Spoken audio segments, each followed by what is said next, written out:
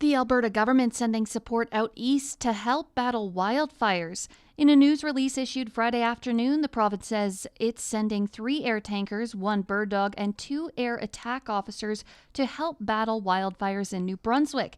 It also notes that this is possible because the cool, wet summer has lowered fire activity in Alberta. Currently, there are 52 wildfires in Alberta's forest protection area, and according to the province, 6 are out of control and another 6 are being held.